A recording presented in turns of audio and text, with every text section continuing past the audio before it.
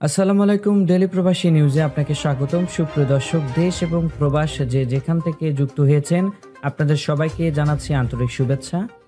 সুপ্রিয় দর্শক, আজকের খবরে আলোচনায় থাকছে হেরা গুহায় দর্শনার্থীদের জন্য কেবল কার সিস্টেম নির্মাণের পরিকল্পনা।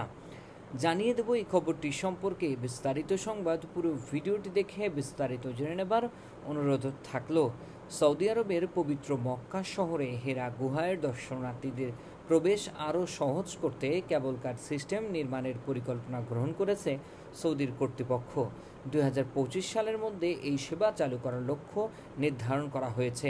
কেবল কারের মাধ্যমে দর্শনার্থীরা সহজেই হেরা গুহায় পৌঁছাতে পারবে, যা পবিত্র কাবা শরীফ থেকে 4 কিলোমিটার দূরে এবং 634 মিটার উচ্চতায় অবস্থিত। মহানবী হজরত মুহাম্মদ সাল্লাল্লাহু আলাইহি সাল্লাম এই গুহায় আল্লাহর কাছ থেকে কোরআনের প্রথম বাণী পেয়েছিলেন, যা ইসলাম ধর্মের ইতিহাসের একটি অত্যন্ত গুরুত্বপূর্ণ স্থান হিসেবে বিবেচিত হয়। সৌদি সরকার হেরা গুহার আশেপাশে এলাকাকে একটি সাংস্কৃতিক কেন্দ্র হিসেবে গড়ে তোলার পরিকল্পনা করেছে এবং কেবল কার সিস্টেমের নির্মাণ সেই ওর পরিকল্পনার একটি অংশ। বিখ্যাত জাবাল আল নূর পাহাড়ের অবস্থিত হেরা গুহাটি আলোর পাহাড় নামেও পরিচিত। পাহাড়টির আকৃতি উটের কুইজের মতো এবং এতে রয়েছে অনেক খাড়া ঢাল। হেরা গুহায় একসঙ্গে 5 জন মানুষ বসতে পারেন, যা মুসলিমদের জন্য একটি পবিত্র স্থান এবং হজরত মুহাম্মদ সাল্লাল্লাহু আলাইহি সাল্লাম এর স্মৃতি এবং ইসলামের ইতিহাসের সঙ্গে গভীরভাবে জড়িয়ে আছে।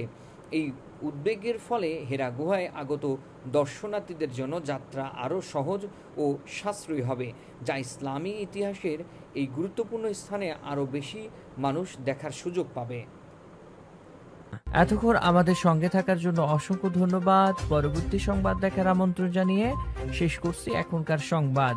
প্রতিদিন সৌদি আরবের গুরুত্বপূর্ণ খবর জানতে ডেলি প্রবাসী নিউজ ইউটিউব চ্যানেলটিকে সাবস্ক্রাইব করে পাশে থাকা বেল বাটনটি প্রেস করে দিন, যাতে করে সৌদির পরবর্তী কোনো খবর মিস না করেন।